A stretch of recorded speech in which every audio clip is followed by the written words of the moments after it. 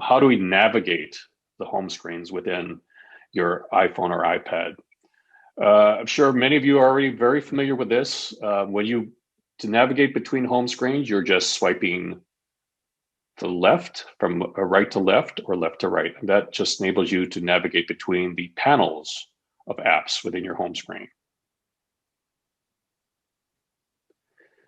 When you swipe to the very far, the rightmost screen, so from right to left, that actually takes you to, as Arlen had mentioned in his training, the app library, which is Apple's way of grouping your apps into meaningful categories, at least from Apple's point of view.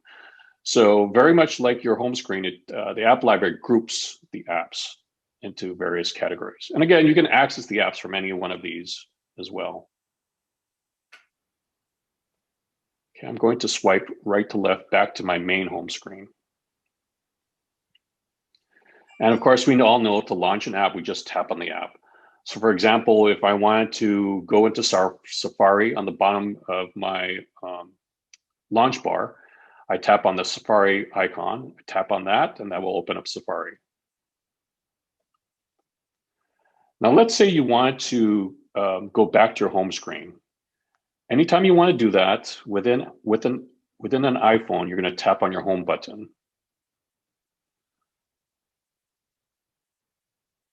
Some of you may not have home buttons. If there's any experts out there that can advise, how would we close an app and go back to home screen if we don't have a home button? You can swipe up from the very bottom of the phone. Got it. Thank you. All right. Another thing that we covered previously was to actually launch an app or look for an app by using the search bar. To use the search bar, from somewhere in the middle of your screen, you just swipe down. That accesses the search bar. And then you can type in an app. Or you can type in a contact name. Say, for example, you want to find a contact person. So if I want to find my wife, I can type in the first few letters of my wife's name. And that will bring up any contacts that are in your contact list. At that point, you can then FaceTime them, message them, or call them. Okay, I'm going to cancel that. Going back to launching an app, I'm going to again open up the search bar, and I want to open up Safari. So I'll type in the first few letters of Safari. You can then launch the app by tapping on the app icon. To access all the currently open apps on an iPhone with a home button, I believe you're double tapping. And when you double tap that, it opens a Rolodex, I guess, that shows you as you swipe from left to right, all the open apps. Okay, right to left. If you want to go into an app, you just tap on that particular app's window or card, and that will open up the app. So for example, if I wanted to go to, I currently have an open app on the App Store. So if I tap on that card, that will take me to that particular app. Again, I want to open up the Rolodex of apps. Now, let's say I want to close an app. To close an app, let's say I want to close the Settings app. All you would do is swipe down to up, and that will actually remove the app and close it.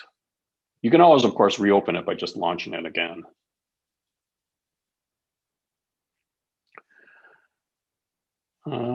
Did I miss anything, Joan?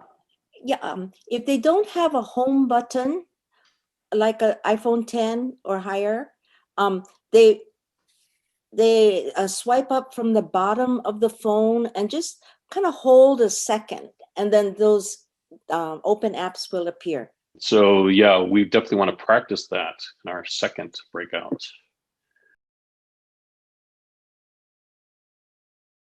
Hi, Yes. Greg. This is Hi. Donna. Hi. Hi. I have an iPhone 11, and what are the pros and cons of leaving an app open? Like, you had a lot of apps open? Yes, I do. In today's world, not much. I've heard that these apps possibly may consume the iPhone's memory, but for the most part, it's not relevant.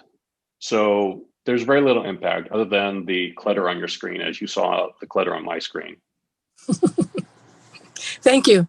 Sure. Good question.